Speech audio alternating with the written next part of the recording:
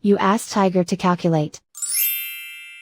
This deals with linear inequalities with one unknown. The final result is x greater than 15 over 2 greater than 71 over 2. Let's solve it step by step. Group all constants on the right side of the inequality. Subtract 5 from both sides.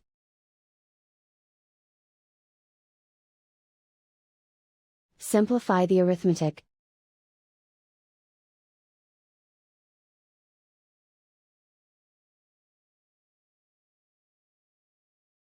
Isolate the x.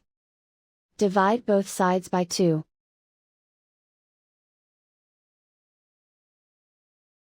Simplify the fraction.